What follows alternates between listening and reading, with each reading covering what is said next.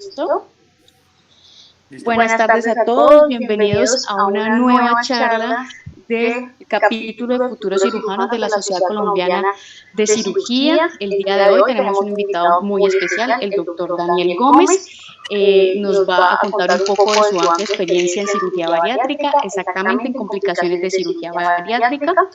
Para que ustedes lo conozcan, el doctor Gómez es médico cirujano de la Universidad de Cartagena, cirujano general de la Universidad Militar, y pues tiene estudios en endoscopia digestiva, laparoscopia avanzada y cirugía bariátrica del Colegio Americano de Cirujanos. Por favor, démosle la bienvenida. Doctor, buenas tardes. Muchas gracias por aceptar nuestra invitación. Diga. Buenas tardes a todos. Muchas gracias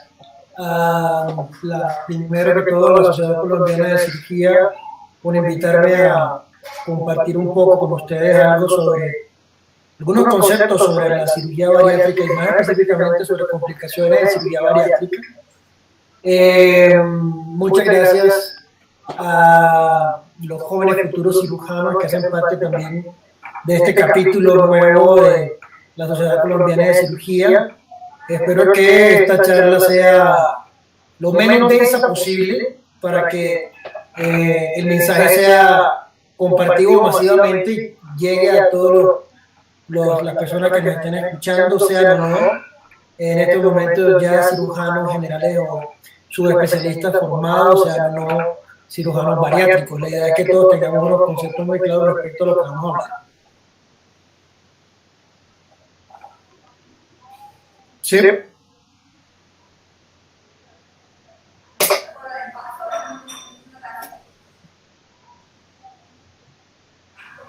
¿Me escuchan? Sí, señora, ahí estamos escuchando, vemos su presentación. ¿Quieren agregar algo más o podemos pasar ya a la presentación? Iniciemos, doctor. Sigamos.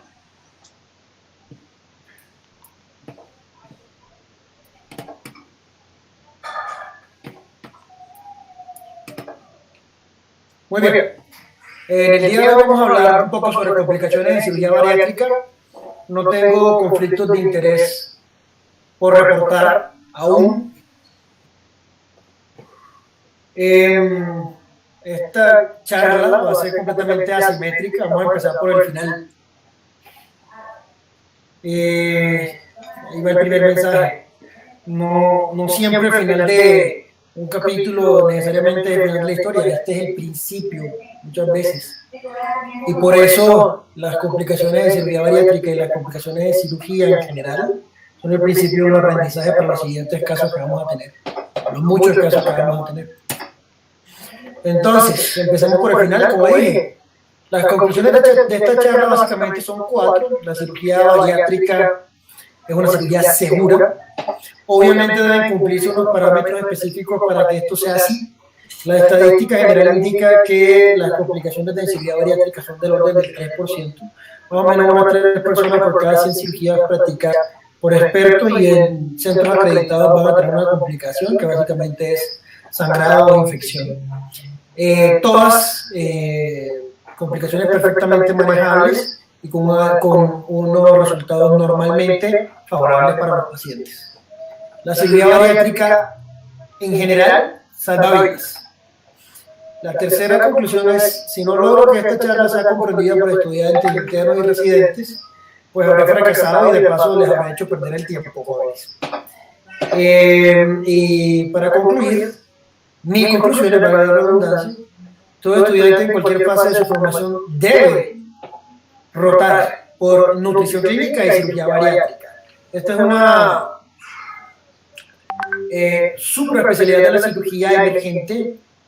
Por supuesto que cada vez va a ser más y más importante dentro del armamentario terapéutico, tanto médico como quirúrgico, y ya vamos a ver por qué.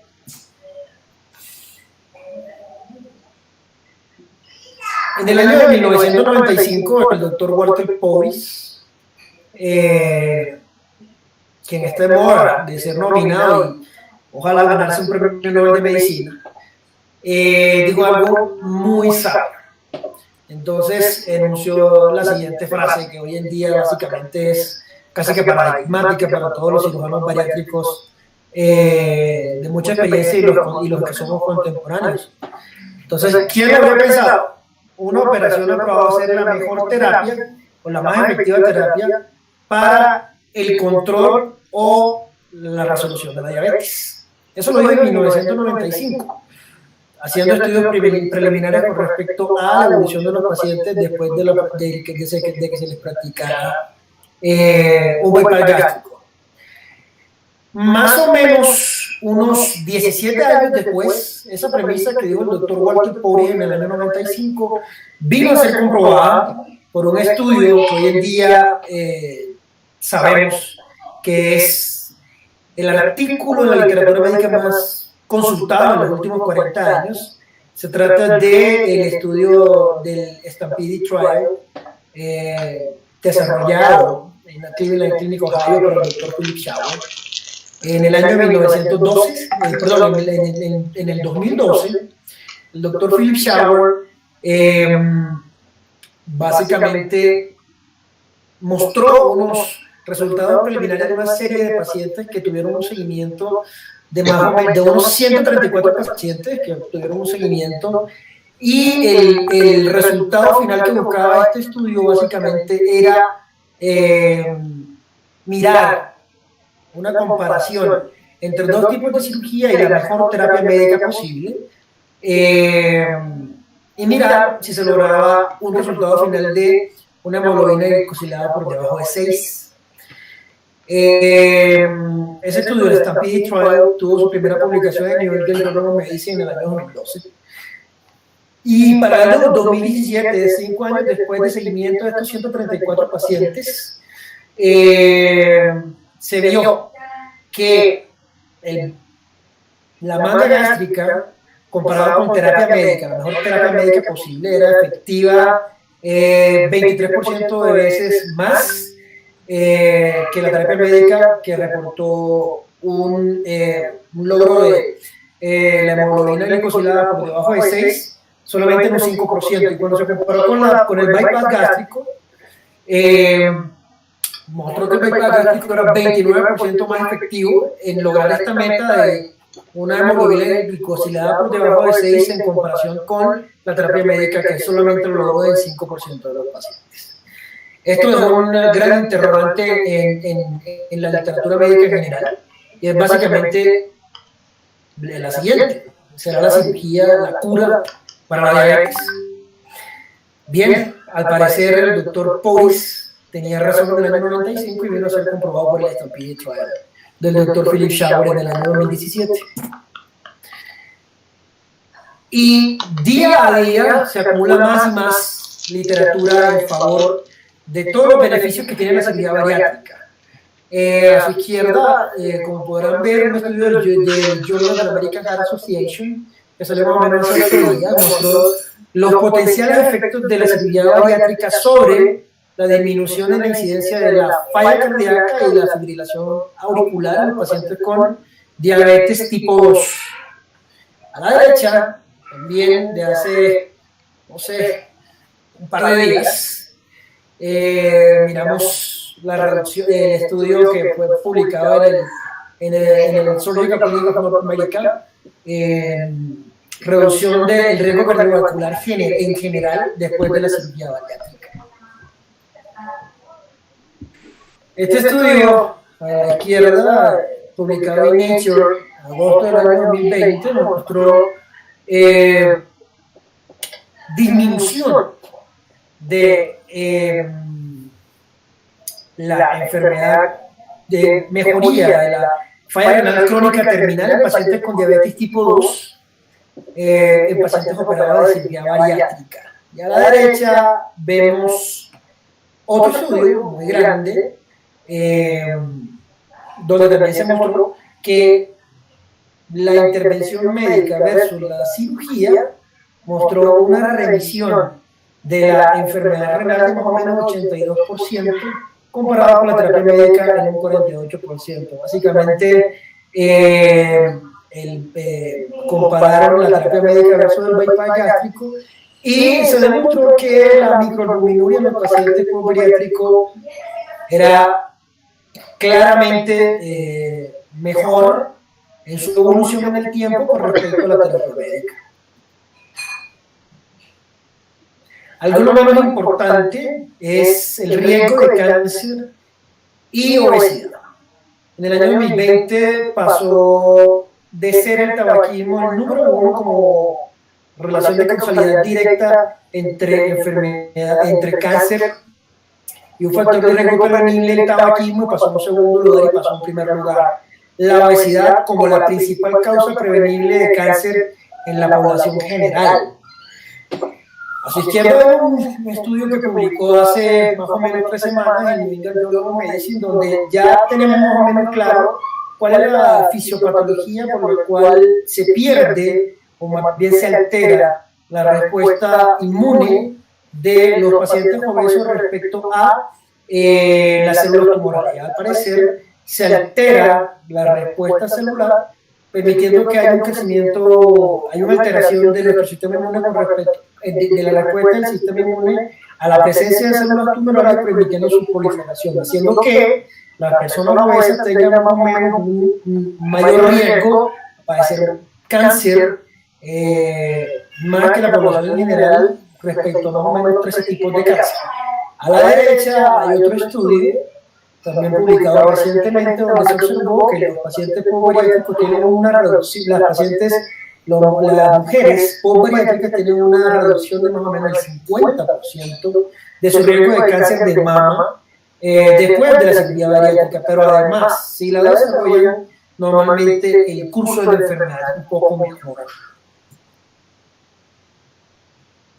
A la izquierda vemos el estudio del Dr. Schiavone. Este es el Gateway Trial, donde se demostró claramente que hay una reducción en las cifras de tensión arterial de los pacientes bariátricos. Casi que el 80% de los casos después de cirugía, en los primeros 3 meses, estos pacientes logran solamente con dieta y cambios en el estilo de vida un claro control de las cifras de tensión arterial. Este es el Gateway Trial que se publicó el año pasado, sus últimos resultados. Y a la derecha observamos un estudio sueco, un estudio que realizó en Ontario, donde se compara una población de más o menos 13.679 pacientes a los cuales se les practicó cirugía bariátrica versus aquellos a los que únicamente se les aplicó terapia médica, y se demostró que la cirugía bariátrica en general reduce un 50% el riesgo de mortalidad producida por cualquier tipo de comorbilidad, es decir, una disminución global del 50% del riesgo de muerte. Eso básicamente, algo que ya sabíamos hace un tiempo, y básicamente el paciente post-bariátrico tiene una mejor expectativa de vida respecto a la población no operada, de más o menos 10 a 14 años. Este estudio fue publicado en Annals of Internal Medicine el año pasado. Y algo que está muy de moda y es claramente conocido hoy en día. A la izquierda vemos un estudio que publica en el Journal del ASMBS el doctor Aminian de la Cleveland Clinic, Ohio, donde se demostró que los pacientes post-bariátricos tienen una clara disminución en el riesgo de necesitar hospitalización o ingreso a UCI con requerimiento de soporte ventilatorio menor que respecto a los pacientes obesos no operados. Y un estudio más reciente publicado por Mayo Clinic, a la derecha vemos un estudio de abril del presente año, donde se demostró que la obesidad pues, es un factor de riesgo mayor para hospitalización y desarrollo de neumonía inducida por la infección por COVID. Ahora sí, empecemos nuestra charla. Complicaciones de cirugía bariátrica.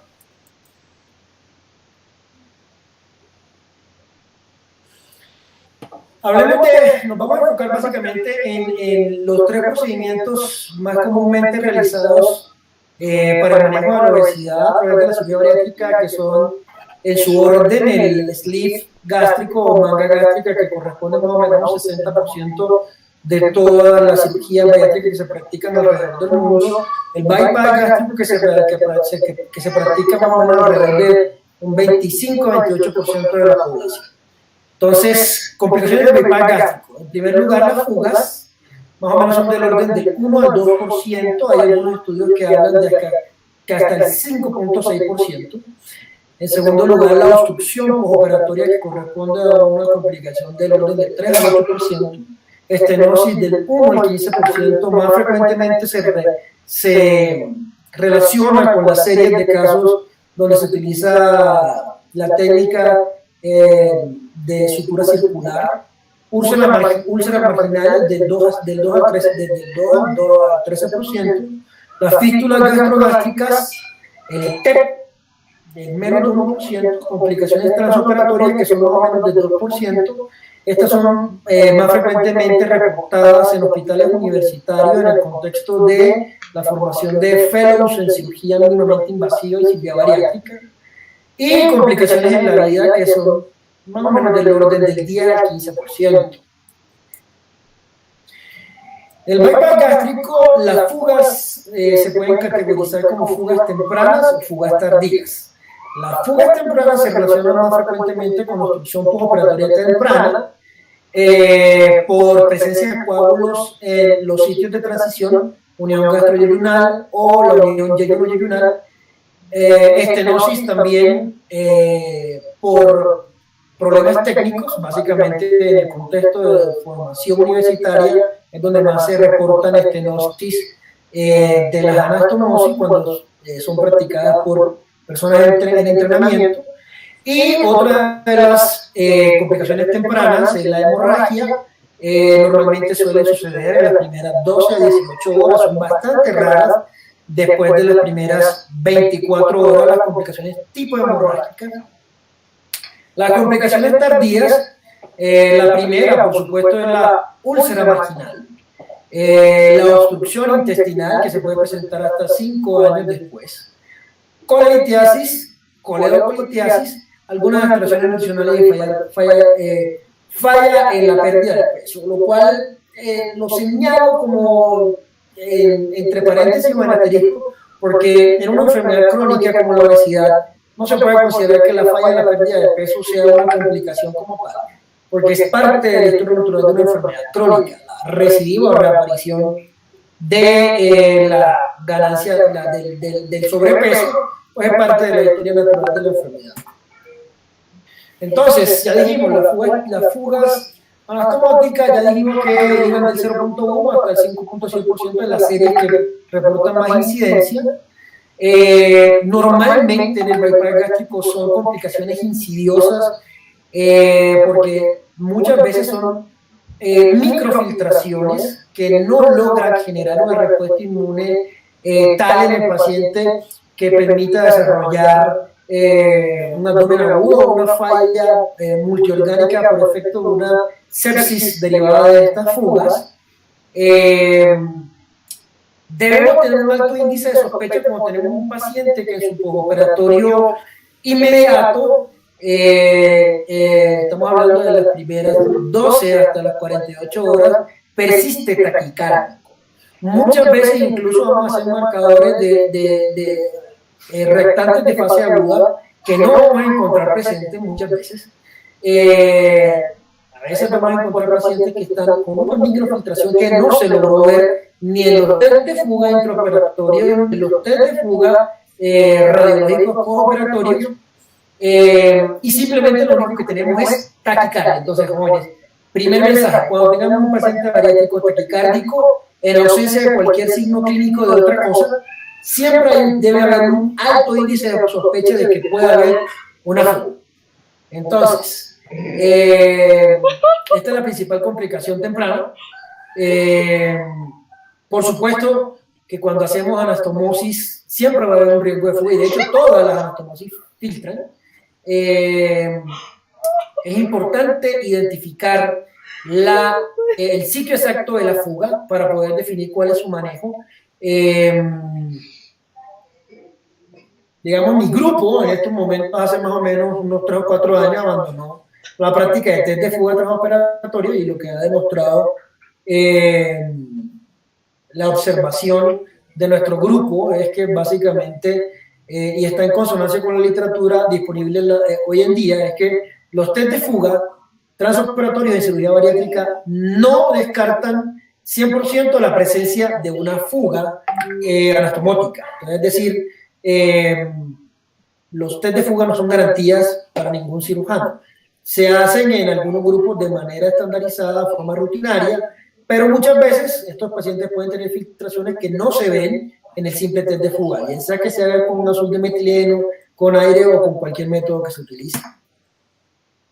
En esta gráfica podemos ver cuáles son los puntos más frecuentes donde se puede presentar una fuga anastomótica.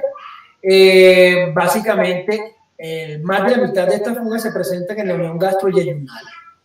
El segundo sitio donde más pueden presentarse fugas anastomóticas es en el pouch gástrico. El tercer sitio más frecuente donde puede presentarse una fuga es la anastomosis yeyuno-yeyunal.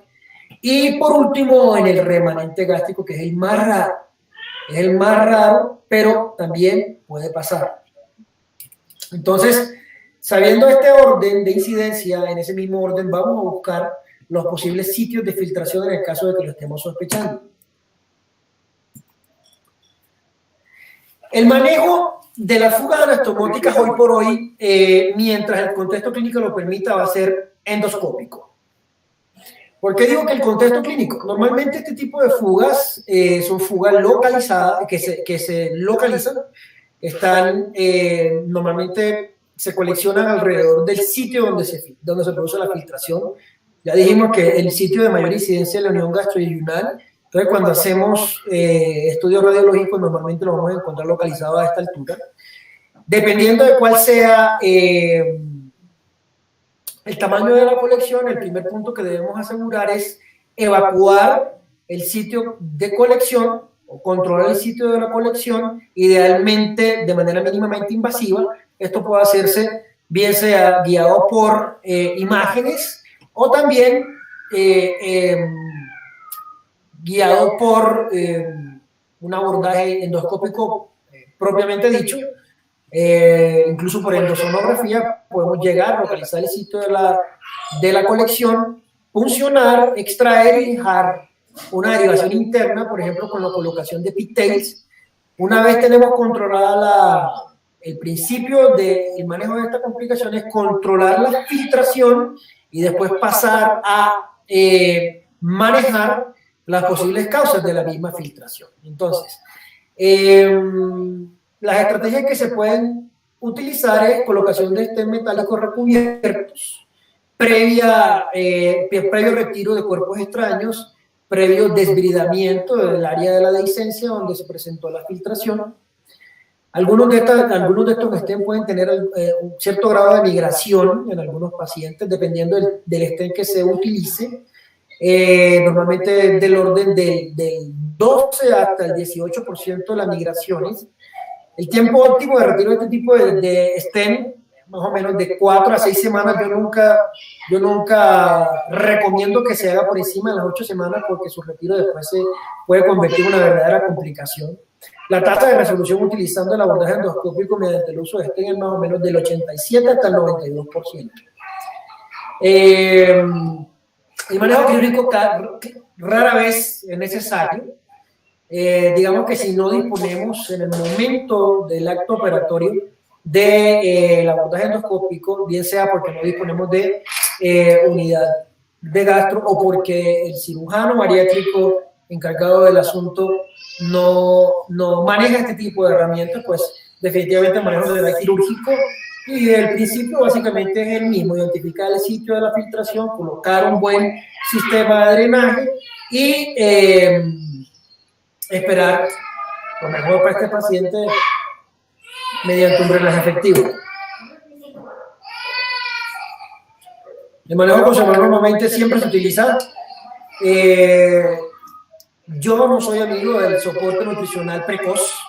Digamos que una vez esté controlada la colección y se haya manejado el sitio de la filtración, el paciente puede comer de manera precoz, se le puede dar soporte enteral.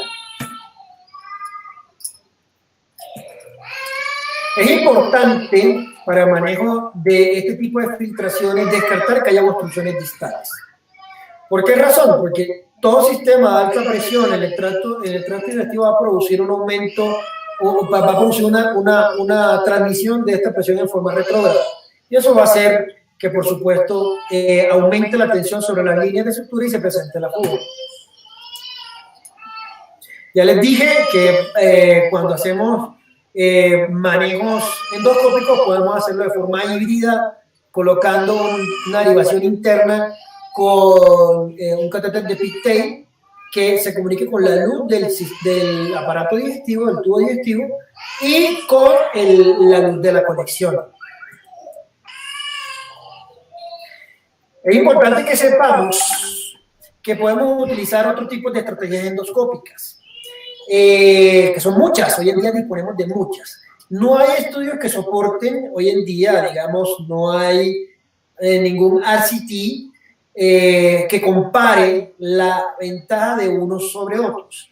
Hoy en día, por ejemplo, el manejo con clips over the scope, que son los Ovesco, es muy bueno, sobre todo cuando son fugas agudas o subagudas, es decir, fugas que se identifican dentro de los primeros 3 y hasta por debajo de 15 días, dependiendo de cuál sea el tamaño de esa filtración. Si las filtraciones son, si el orificio de la fuga son de menos de 1 centímetro, podemos proceder con la colocación de un Ovesco, obviamente previamente retirando los cuerpos extraños como remanentes de sutura mecánica, remanentes de sutura no absorbible, y haciendo un adecuado desbridamiento de los bordes de la fuga.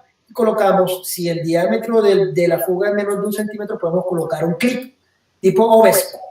La sutura endoscópica, pues no disponemos ampliamente de ella, pero también es una alternativa. Los sellantes de fibrina, pues cada vez son más utilizados, cada vez hay más literatura disponible, incluso hay estudios donde hablan de una resolución de hasta el 87% en algunas series con la aplicación de este tipo de sellantes de fibrina. Y aquí se me pasó agregarles el manejo con EndoSponge, que tampoco es ampliamente disponible, pero que también es una herramienta muy útil y tiene el mismo principio del sistema BAC para asistir al cierre de este tipo de fugas. Esto es un estudio publicado en febrero del año 2020, donde hablan del manejo endoscópico de las fugas y las fístulas después de la cirugía bariátrica. Perdón. La conclusión de este estudio básicamente mostró que las técnicas endoscópicas son efectivas para el manejo de las fugas postbariátricas y la resolución de las fístulas cuando se seleccionan adecuadamente los pacientes. El mayor porcentaje de estos cierres se registró con colocación de stent. La migración en este estudio fue reportada por encima del 20%, básicamente el 23%. También en este estudio es donde aparece la muestra más grande de utilización de clips tipo Ovesco, del que ya les expliqué cómo es el principio de su uso, y reportaron una efectividad del cierre de este tipo de fugas y fístulas de más o menos 67%.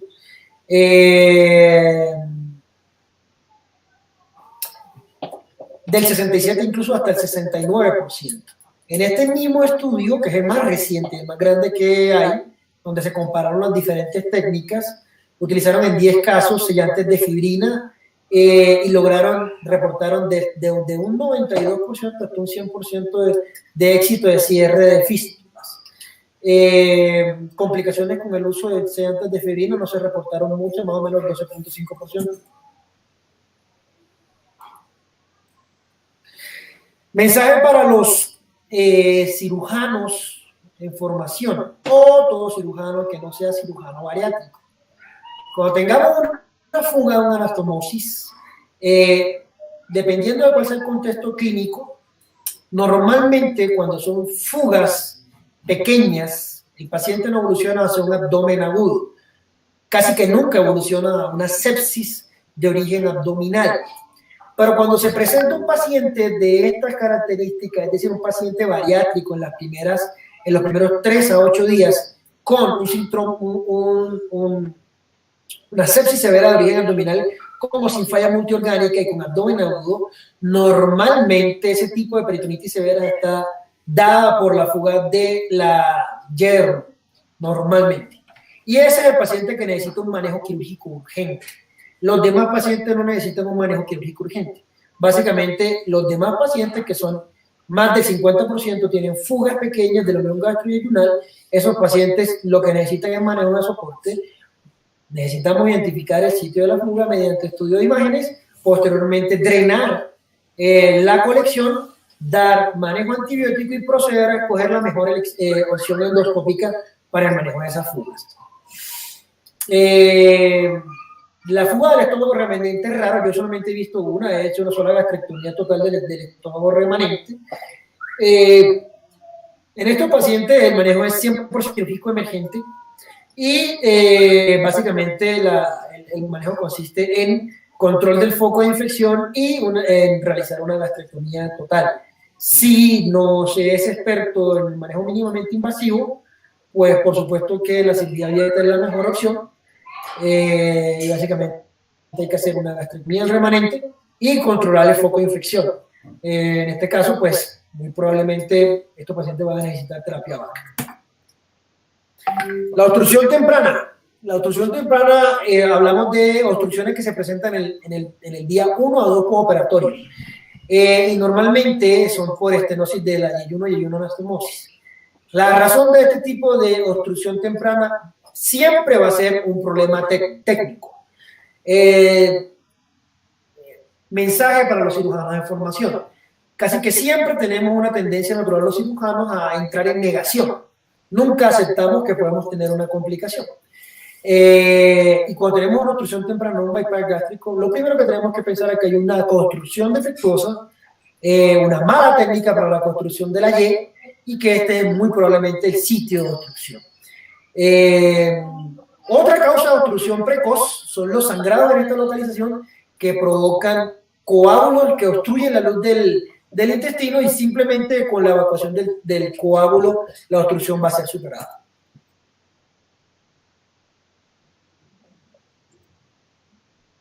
Estenosis. Normalmente se presentan de la 3ª a la 8ª semana postoperatoria.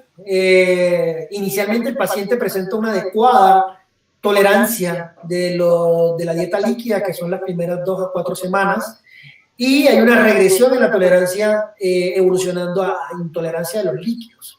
Si esto persiste más allá de las 12 semanas postoperatorias, siempre debemos sospechar la presencia de una úlcera marginal.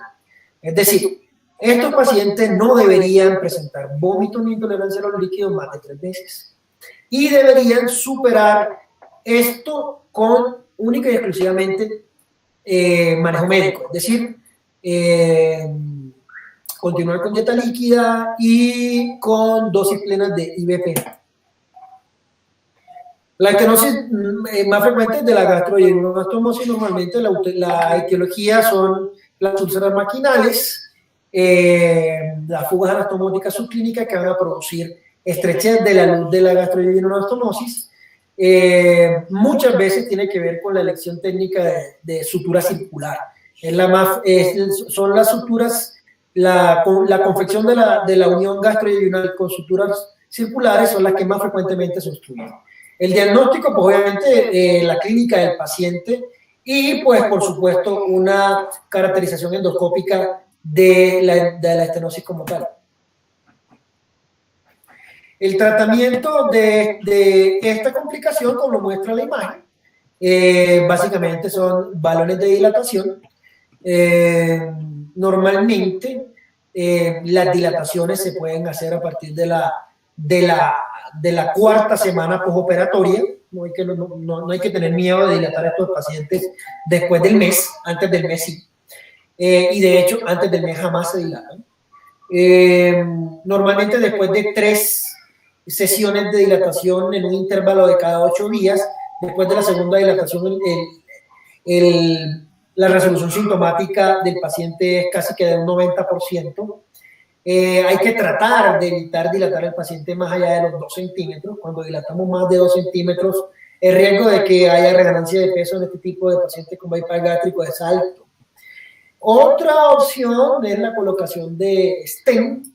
Yo no lo recomiendo porque la tasa de migración de estos stents está por encima del 20%. Y estos stents producen mucha isquemia. Y después de que se retiren, normalmente van a recurrir las estenosis de la unión gastroyeyunal. En la última imagen ven cómo se da la resolución de la estenosis que se ve en la primera imagen. Entonces, ¿cómo caracterizamos pues la estenosis? Como ya lo dije, por vía endoscópica. Normalmente, como ya lo dije, su manejo a través de dilatación. Normalmente un protocolo de más o menos 3 sesiones a intervalos de 8 días, más o menos después de la segunda sesión debe haber una resolución sintomática del paciente. La meta de la dilatación, como ya le dije, es de más o menos una gastroyejunoanastomosis de 1 a 1.5 centímetros. Todo lo que esté por encima de 2 centímetros, pues va a mejorar sintomáticamente al paciente, pero propone riesgo de reganancia de peso. Otras opciones técnicas por vía endoscópica para la resolución de las estenosis, pues menos utilizadas son las electroincisiones, la inyección de esteroides, como ya les dije, la colocación de los stents, que no soy amigo de ello. En últimas, si el origen es isquémico, esto no va a mejorar. Es decir, cuando no hay una adecuada confección del pouch y no hay un adecuado flujo sanguíneo hacia el mismo, pues la única opción es la revisión quirúrgica. Ojalá con una reconfiguración de la gastroyejunoanastomosis y, pues en casos extremos, con una de gastrectomía laparoscópica y una nueva anastomosis esofágico-yeyunal. Todo eso lo hacemos por vía laparoscópica sin ningún problema. Como ya les dije, pues una de las complicaciones tempranas de este tipo de procedimiento puede ser la hemorragia, normalmente las primeras 12 a 18 horas. Nosotros tenemos por protocolo utilizar antes de cualquier confección anastomótica y antes de cualquier utilización de dispositivos de sutura mecánica, inducir dosis de IVP a altas dosis. Yo normalmente coloco un bolo de 80 miligramos y eso me ha permitido también reducir la incidencia de sangrados postoperatorios, pero lo más importante es tener una adecuada utilización de los sistemas de sutura mecánica. Normalmente cuando hay sangrados es porque la cadencia de los disparos no es la adecuada y esto no permite que haya una adecuada hemostasia después de la aplicación de la sutura mecánica. ¿Cuál es el manejo de esta complicación? Pues obviamente primero prevenirla. ¿Y cómo se previene? Como ya lo dije, con un adecuado uso de la sutura mecánica. Si se llegase a presentar, pues obviamente el manejo es de soporte y básicamente pues con politransfusión en el caso de ser necesario, y el manejo endoscópico precoz también, por supuesto que es completamente viable. No hay que darnos miedo de entrar nosotros mismos. Hoy en día el cirujano general y el cirujano bariátrico principalmente debe manejar la vía endoscópica, por supuesto, porque no todo el mundo dispone de un adecuado grupo multidisciplinario donde intervengan gastroenterólogos intervencionistas.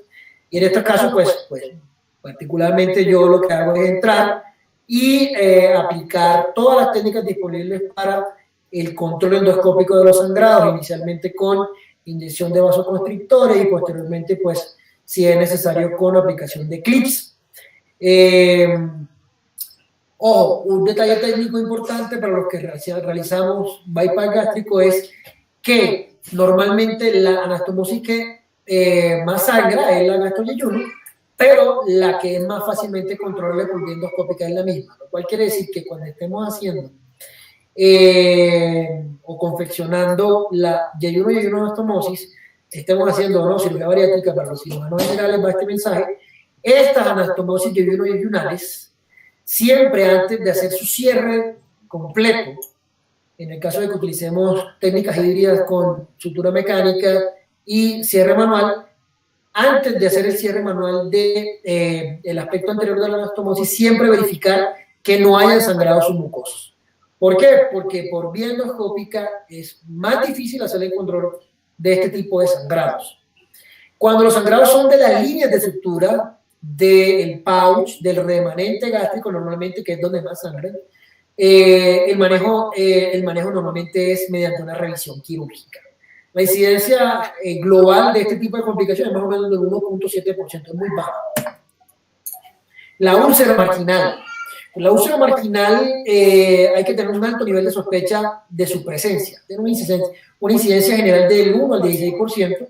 Su etiología no es muy clara, pero su fisiopatología básicamente es, en general, la isquemia, bien sea inducida por drogas, básicamente AINES, presencia de Helicobacter pylori, y es muy frecuente en pacientes consumidores de tabaco. Por eso, la recomendación es que todo paciente consumidor de tabaco o AINES suspenda de 8 a 16 semanas previas a la cirugía el consumo de AINES y de tabaco. Y si tenemos sospecha de Helicobacter pylori, pues obviamente nuestra población eso es de una incidencia por encima del 70%, pues dar manejo preoperatorio con los esquemas que ya conocemos para la erradicación del Helicobacter pylori.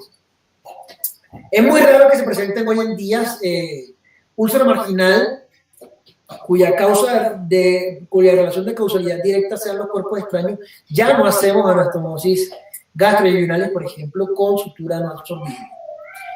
Normalmente estos pacientes clínicamente evolucionan con dolor epigástrico que no mejora con la ingesta. Muchas veces se presentan con hematemesis postoperatoria al mes.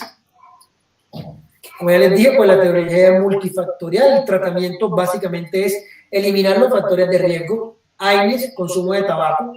Siempre hay que indagar la historia clínica del paciente. Muchas veces no dicen la verdad, muchas veces están fumando en los primeros 20 días después de la cirugía, muchas veces están consumiendo AINES y no te lo dicen. Entonces, eliminar los factores de riesgo, no consumo de tabaco, no consumo de AINES, y el manejo de este tipo de patología es básicamente IVP a altas dosis. ¿Cuánto tiempo? A dosis plena, es decir, 40 miligramos cada 12 horas en un ensayo más o menos de 4 a 8 semanas.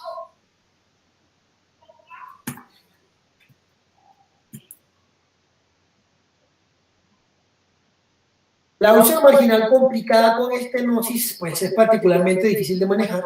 Yo lo que recomiendo a estos pacientes es que si después de eliminar factores de riesgo, dar manejo con IVP después de 8 semanas, el paciente no mejora, pues llevarlo a cirugía de revisión y a reconfección de la gastroyuyunanostomosis, es decir, volver a hacer la cirugía en este punto. Siempre con las úlceras marginales hay que descartar las fístulas gastrogástricas.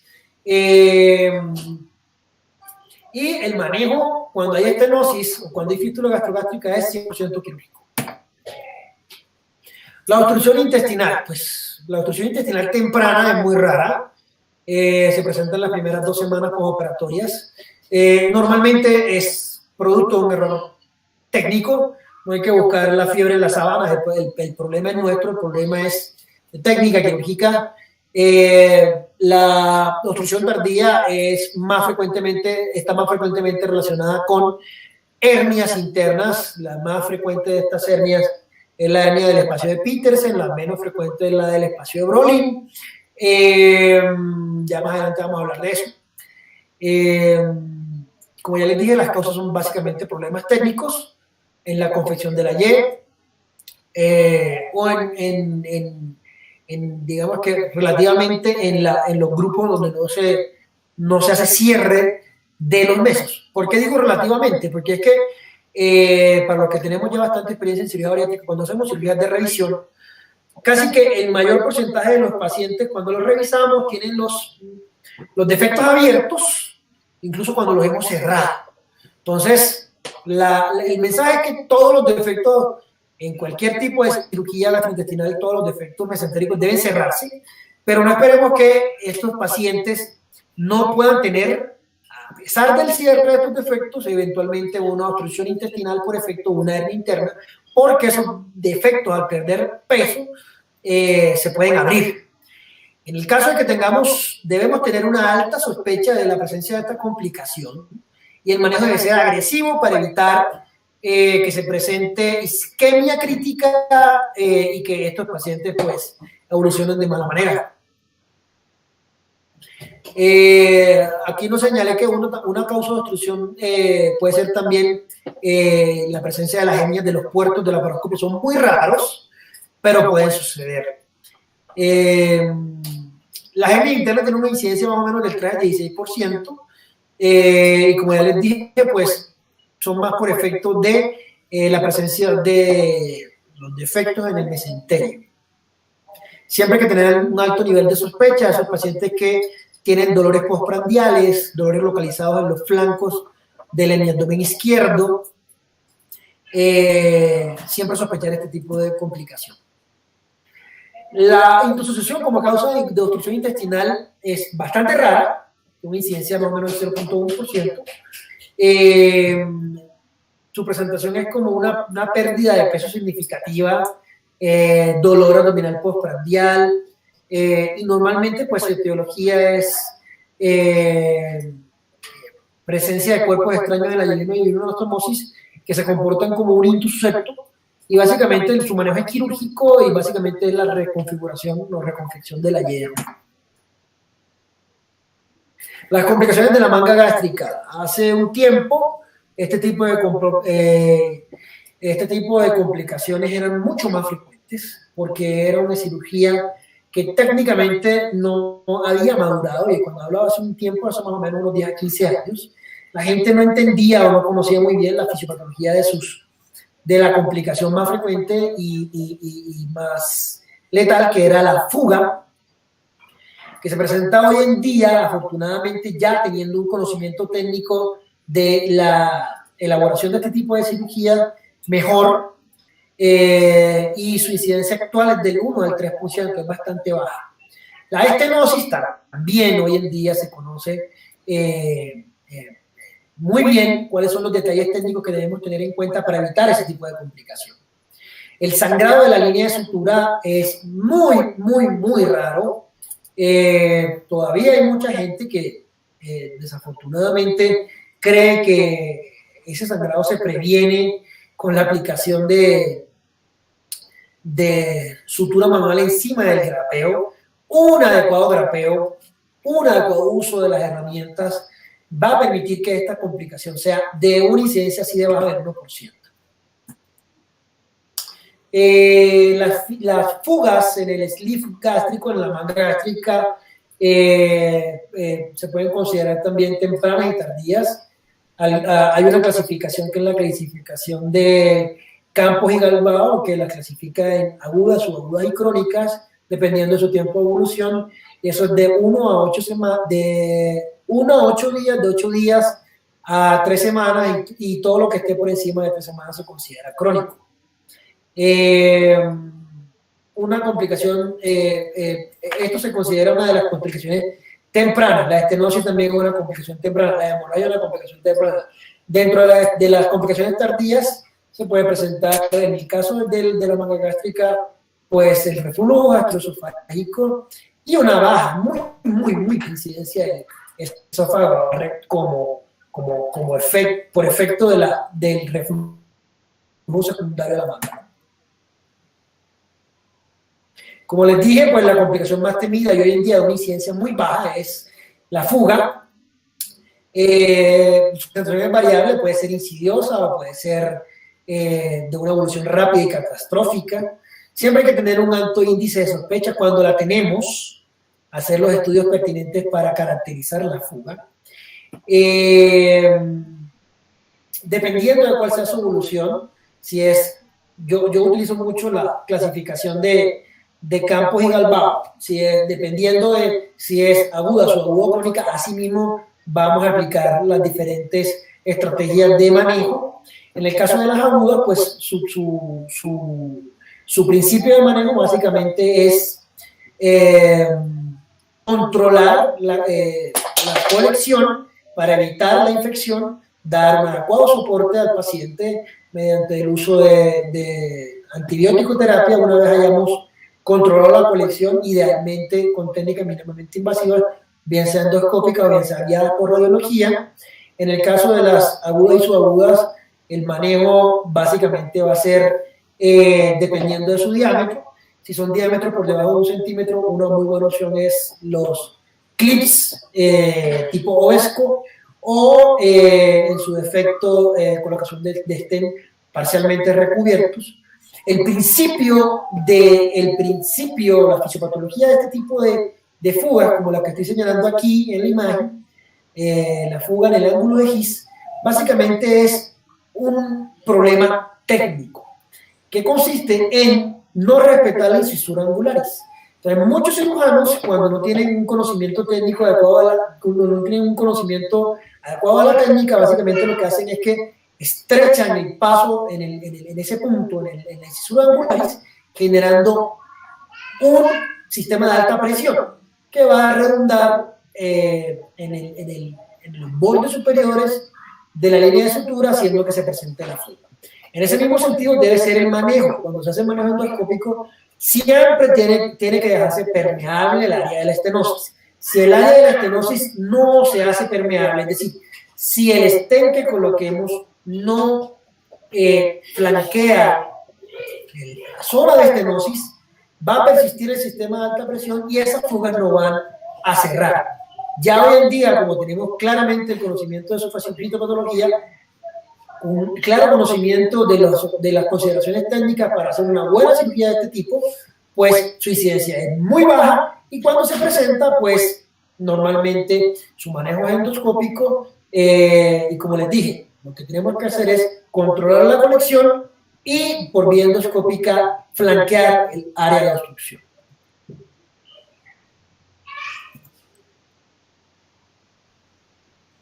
Aquí tenemos algunos ejemplos de cómo se presentan este tipo de fugas. Imágenes, mediante los estudios de imágenes vemos aire y pequeñas colecciones, normalmente son colecciones muy pequeñas, lo que hace que la evolución clínica del paciente sea insidiosa inicialmente, no desarrollan una clara respuesta inflamatoria, tampoco desarrollan abdomen agudo, por lo que hay que tener un alto nivel de sospecha. La estenosis pues también clásicamente ocurre en el área de la incisura, su incidencia es muy baja, es más o menos del 0.7 al 4%, pues por supuesto que pues, la clínica es claramente de obstrucción, como los síndromes pilóricos, por ejemplo, pacientes con intolerancia a la vía oral, con síntomas de reflujo, con una pérdida de peso muy marcada, de más allá de los primeros 3 meses. Entonces, algunas causas de la estenosis de la incisura, cuando técnicamente utilizan refuerzos de la línea de sutura mecánica, los cuales no son necesarios. Ellos no previenen las fugas, rara vez previenen el uso rara vez previenen la presentación de hemorragia. Entonces, hay que tener un claro conocimiento técnico de cómo se hace esta cirugía y cómo se utiliza el material de sutura.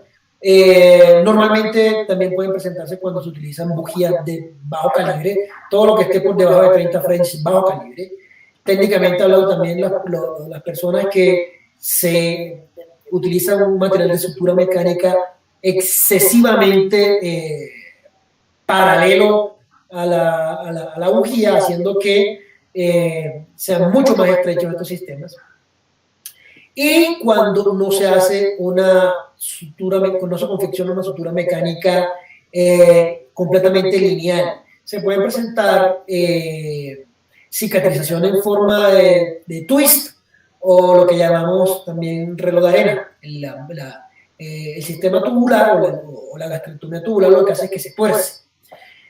Muchas veces también hay una excesiva liberación del epiplón mayor, permitiendo que el antro remanente quede completamente suelto, y también están descritas las volvulaciones organoaxiales. Entonces hay que evitar también eso.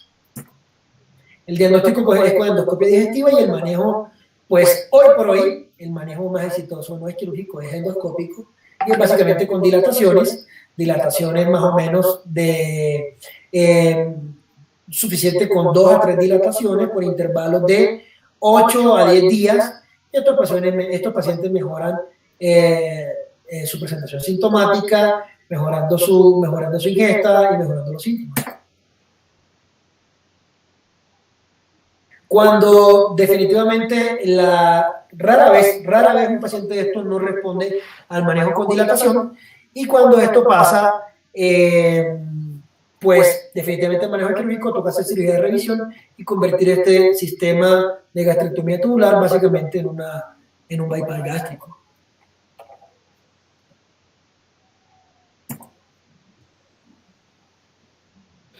El reflujo va a aparecer casi que en un 40% de pacientes a los 2 años, sobre todo cuando ya tenían ese reflujo sintomático. Es más frecuente en los pacientes, como acabo de decir, que tienen reflujo sintomático preoperatorio. Para evitar este tipo de cosas hay que evitar sistemas de alta presión, es decir, utilizar las bujías adecuadas. Y si caracterizamos presencia de hernias hiatales, esas hernias hiatales deben ser corregidas simultáneamente en el mismo acto operatorio de la manga gástrica. Afortunadamente, todos estos pacientes responden a terapia médica, y aquellos que no responden a terapia médica, pues definitivamente necesitan cirugía de revisión y conversión a un bypass gástrico. La incidencia de Barrett es muy baja, y en ese mismo sentido la incidencia de displasia secundaria son muy bajas. Y por último, aquí les traje un estudio de balón intragástrico, pues también hace parte de la cirugía bariátrica. Sus complicaciones son muy raras. La serie más grande, pues la serie reportada por brasileños de más de 47.000 pacientes, presentaron 14, 16 pacientes de esos 47.000 presentaron algún tipo de complicación, menos de 6 fueron fatales.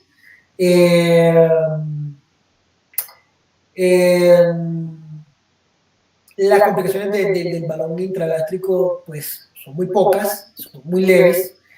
Los eventos adversos son muy raros. Yo he visto 2 eventos adversos, básicamente una obstrucción por un paciente que no asistió a los controles y tampoco asistió al retiro programado y presentó una obstrucción. Es muy raro que estas obstrucciones pasen, incluso tenemos muchos pacientes que le hacemos endoscopia en el tiempo estipulado y no encontramos los valores. Entonces, básicamente lo que hay que tener es un adecuado seguimiento de estos pacientes, y en el caso de que presenten síntomas tipo obstrucción intestinal, pues proceder a operar. Por eso es muy raro. Recomendaciones para el retiro del balón intragástrico precoz. Pues yo he tenido en mi experiencia, que son casi 8 años colocando este tipo de dispositivos, pues retiro precoz, es decir, retiro las 24 horas de 2 pacientes únicamente, que no toleraron el procedimiento. Y pues esa es una de las indicaciones. Deseo del paciente de retirarse el balón. Otra de las indicaciones para retirar el balón de forma precoz es la presencia de pancreatitis aguda, moderada o severa, algunos sangrados gastrointestinales, presencia de úlceras por efecto de impactación en el antro, hiperinflación del balón. Eso es muy raro, pero puede pasar y es espontánea. Puede ser espontánea, lo cual es muy raro. Normalmente las casas comerciales recomiendan cierto volumen para la insuflación, al llenado de los balones. Debe respetarse esos volúmenes. Todos los volúmenes que estén por encima de los 700 centímetros cúbicos ponen en riesgo a los pacientes de sufrir alteraciones del retorno venoso en el fondo gástrico y presencia de perforación. He visto una sola por hiperinflación, y fue una hiperinflación espontánea. Alteraciones hidroelectrolíticas son muy raras, porque ya sabemos cómo es el manejo postoperatorio de estos casos. La ruptura del balón, pues hay que tener un alto nivel de sospecha en el caso de que los pacientes reporten coloración azulada de su orina. Todos estos valores los llenamos con azul de metileno, y eso es un signo que se ve en las primeras 24 y hasta las 72 horas después de su ruptura. Y es una indicación para el retiro precoz de este dispositivo. Las complicaciones nutricionales, por último, son básicamente derivadas, por supuesto, de las alteraciones anatómicas mediante las cuales queremos inducir un control un control de la pérdida de peso. Normalmente es deficiencia de hierro, que es del orden del 30 al 40%, anemia por deficiencia de hierro se puede presentar hasta un 15%, 15% también por disminución de los niveles de vitamina B12, anemia inespecífica puede ser del orden del 10%, exceso de pérdida de peso es muy raro, es del 1 al 2%, y siempre es por alteraciones técnicas de la cirugía, estenosis, torsiones, úlcera marginal también. La deficiencia de calcio con hiperparathyroidismo secundario es una de las indicaciones absolutas de cirugía de conversión. Por ejemplo, el bypass gástrico, que tenemos que devolver la anatomía a su estado natural, pero eso es extremadamente raro, yo jamás lo he visto.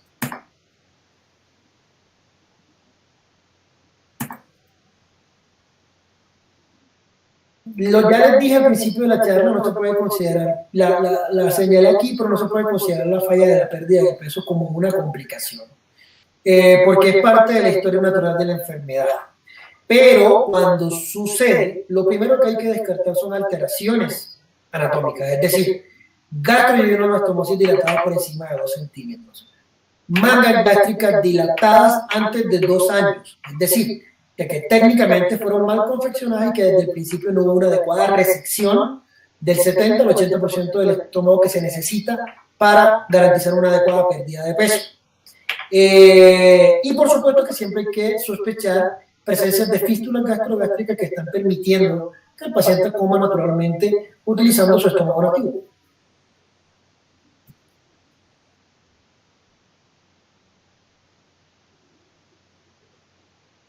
Otras complicaciones un poco más raras son, por ejemplo, la coledocolitiasis. Tiene una incidencia igual de la población en general, obviamente su manejo es completamente diferente. Hoy en día disponemos de muchísimas herramientas para su manejo. Podemos utilizar el tracto digestivo completamente modificado, entrando. Hoy en día tenemos técnicas desde entrar desde el pouch gástrico por guía endosonográfica hasta el estómago nativo y hacer colocación de un stent en esta localización para abordar el duodeno en su segunda porción con un coledocoscopio. Se puede hacer también un abordaje endoscópico con un coledocoscopio con un enteroscopio para el abordaje de la papila, cual es técnicamente bastante difícil, o se puede hacer un abordaje endoscópico y laparoscópico con un abordaje híbrido, mediante la utilización del estómago nativo para hacer una CEPRE a través del remanente gástrico. En el caso de que no se disponga de ninguna de estas técnicas, pues nosotros somos expertos en la exclusión laparoscópica de la viabilidad, y de no disponer de este tipo de opciones terapéuticas, pues el manejo bueno se conoce de ser quirúrgico. Y podemos hacer abordaje laparoscópico mediante exploración directa de la viabilidad, asistido por coledocoscopio. Idealmente, pues si no tenemos coledocoscopio, podemos utilizar todas las técnicas de las que disponemos de abordaje del coledoco, incluso con signos primarios. El tromboembolismo pulmonar es muy raro, y de hecho en todos nuestros pacientes siempre aplicamos una escala de riesgo de embolia, y dependiendo de esa escala se define el uso de las estrategias para prevenir la formación de coágulos o trombos, básicamente la utilización de tromboprofilaxis en la gran mayoría de los pacientes por espacios de 8 a 15 días. Tengan en cuenta que los pacientes que más hacen episodios tromboembólicos o de embolias mesentéricas son los pacientes de la manga gástrica. Hoy en día sabemos que esto tiene una fisiopatología claramente conocida y es básicamente aumento de la actividad del factor 8, que hace que haya un estado de procoagulabilidad en estos pacientes. Por lo tanto, a todos estos pacientes debemos de aplicarle tanto profilaxis antitrombótica como utilización de medias sistemas de acción postoperatoria hasta por 30 días. La tasa de mortalidad por efecto del TEP en paciente bariátrico es muy baja, de 0.4%. Y los factores de riesgo son los propios de cualquier paciente: edad, índice de masa corporal, antecedente de grado de trombofilia y complicaciones postoperatorias que indican que tengan estos pacientes estancias hospitalarias más largas.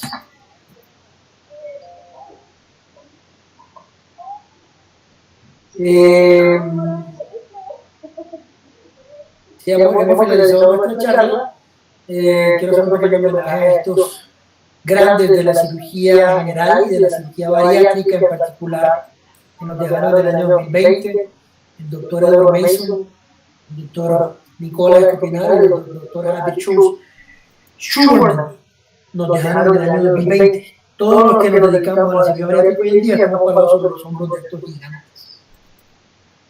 Muchas gracias.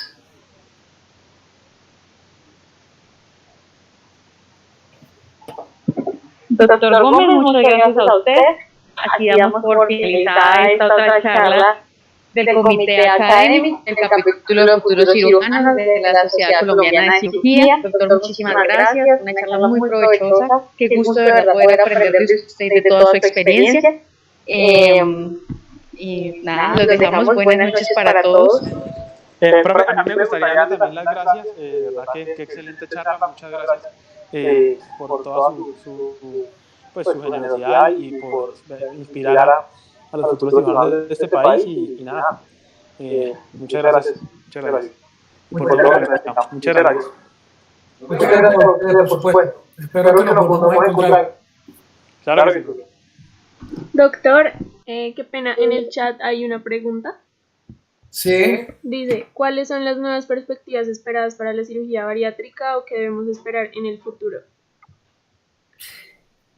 ¿Qué debemos esperar en el futuro? Yo espero en particular varias cosas. Primero, que en Colombia se logre consolidar esta superespecialidad de la cirugía, que en algún momento logremos tener primero un registro calificado, segundo unas escuelas con una formación, con unas escuelas que ofrezcan la formación, valga la redundancia, formal de los cirujanos en esta área de la medicina y la cirugía, que es muy joven, pero que hoy en día está generando un impacto de salud pública a nivel global inmenso. Ya sabemos que la obesidad es casi que una pandemia, básicamente, que es un problema de salud pública, que es una carga inmensa para todos los sistemas sanitarios. Y desafortunadamente en Colombia hoy en día no disponemos de programas que formen a los futuros cirujanos bariátricos. De hecho, no hay una nueva cirugía, no hay como tal una nueva generación de cirujanos bariátricos, porque básicamente no existen escuelas de formación en Colombia, y espero que eso sea lo primero que suceda. Lo segundo que espero que suceda es que, con base también en esta misma creación de nuevos programas de formación de cirujanos bariátricos, podamos proponer desde el punto de vista conceptual nuevas ideas por efecto de la investigación. En Colombia la investigación en cirugía bariátrica es cero. De hecho, conocemos muy poco nuestra población obesa, conocemos muy poco las particularidades de nuestra población obesa. Es decir, la obesidad en Colombia es un problema de salud pública básicamente subdiagnosticado, y como está subdiagnosticado, no sabemos cuál es el impacto real de la patología en nuestro sistema de salud, en nuestra población, y si no tenemos claramente caracterizadas las metas que quisiéramos lograr, pues no estamos a ciegas. Entonces, pues yo espero que en Colombia el ejercicio de la cirugía bariátrica se haga de manera ojalá formal y mejor estructurado, porque un alto porcentaje de los que ejercen hoy en día esta subespecialidad no tienen una formación formal, y la cirugía bariátrica no se limita a los aspectos técnicos de cortar y pegar cosas. La cirugía bariátrica va más allá. Otra cosa que espero de la cirugía bariátrica ya desde el punto de vista global es que nos permita llegar al punto de conocer mejor, de conocer mejor a través de su estudio cuáles son los fenómenos a los que corresponde la resolución de la diabetes, por qué el paciente se cura, por qué el paciente recidiva, que lleguemos a conocer más a fondo todo lo que hemos podido venir conociendo en los últimos 30 años con respecto a los efectos metabólicos de la cirugía, para que eventualmente podamos ofrecer tratamientos tipo terapia target, que vayamos directo a la causa y no que tengamos que someter a los pacientes a cirugía. Pero esta es una especialidad que básicamente está creciendo, que cada día va a ser más importante, y por eso es igualmente importante generar la inquietud y los conocimientos básicos y ofrecerles los conocimientos básicos a las nuevas generaciones, estudiantes de medicina, internos, residentes de cirugía, para que sepan cuál es el manejo ideal del paciente que sufre de obesidad.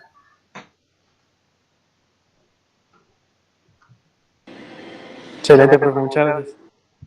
Muchas gracias, doctora. Okay, Tengo otra pregunta. Sí. Pues digamos, yo supongo que el paciente puede presentar el dolor postoperatorio pues normal, pero digamos por clínica yo como lo diferencio como sospecho que puede tener una complicación. No entendí muy bien, ¿me puedes reformular la pregunta? No lo entendí. O sea, digamos que el paciente debe presentar de pronto dolor postoperatorio, pues que sea normal debido a la cirugía, pero digamos, porque clínica yo lo sospecho que pueda tener una complicación, una de las complicaciones pues que usted nos nombró. Excelente pregunta. Excelente pregunta. Mire, doctora, la cirugía bariátrica no debe doler. No debe doler intensamente. El paciente bariátrico, yo utilizo protocolos CERAPS para la evaluación de estos pacientes. Mis pacientes caminan, mis pacientes deambulan en las primeras 12 horas, mis pacientes comen en las primeras 12 horas. Mis pacientes se van la gran mayoría de las 24 horas para su casa. Yo no utilizo o proscribí el uso dentro de los protocolos de opioides o derivados opiáceos para manejar el dolor. El paciente debe tener quejas esperables. ¿Cuáles son las quejas esperables? Doctor, siento una especie de presión epigástrica o dolor en los hombros. Eso es un dolor esperable. ¿Cuándo debo alertarme de que algo pasa?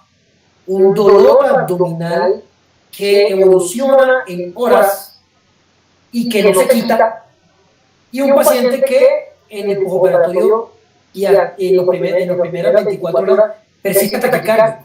El paciente bariátrico debe irse para su casa con frecuencias cardíacas debajo de 95. Y el dolor el paciente debe quejarse más de cefalea por la baja ingesta de calorías más que de dolor abdominal. El paciente no debe quejarse de dolor abdominal. Un paciente que reconsulte a urgencia por dolor abdominal, usted siempre debe tener un alto nivel de sospecha de que algo malo sucede y en consecuencia debe orar. ¿Cómo debe orar? Descartando que haya una complicación quirúrgica tipo fuga. Entonces, haciendo exámenes de radiología, básicamente tomografía abdominal contrastada para descartar que el paciente no tenga fugas. Entonces, la respuesta a su pregunta es básicamente la cirugía bariátrica no debe doler. Cuando un paciente reconsulta por dolor abdominal, usted tiene siempre que sospechar que algo no lo pasa. Porque esa cirugía no duele. ¿Con qué analgésico mando yo a mi paciente por la casa? Doble jarabe para mí. Si el paciente al segundo o tercer día reconsulta por dolor abdominal, sospeche que algo no lo pasa. Muchas gracias, doctor.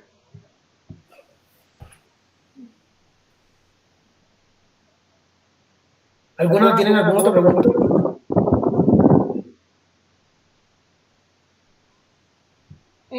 No, señor, no hay más preguntas en el chat y creo que ninguno de nosotros tiene más preguntas. No sé si el doctor Cabrera va a agregar algo más.